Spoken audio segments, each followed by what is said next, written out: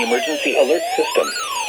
During potentially dangerous weather situations, specially built receivers are automatically activated to warn of the impending severe weather and/or hazards in south-central Indiana and north-central Kentucky.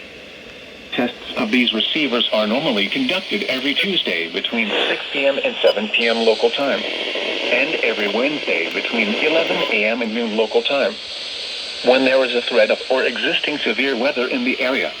The test is postponed until the next available non-severe hazard day. This broadcast originates from the National Weather Service Office in Louisville on a frequency of 162.475 megahertz.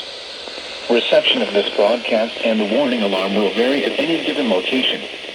To provide the most consistent warning service possible, the warning alarm will be activated for watches and warnings affecting the following counties: in south-central Indiana: Clark, Floyd, Harrison, Jefferson, Scott, and Washington.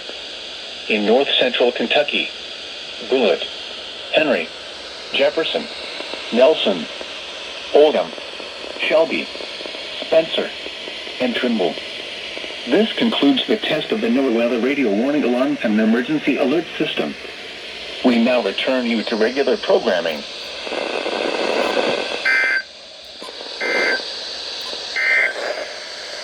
Here are some river levels reported this morning.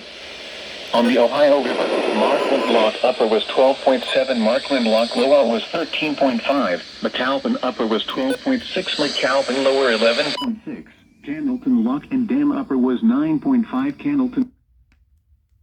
There you have it. Hope you all enjoyed.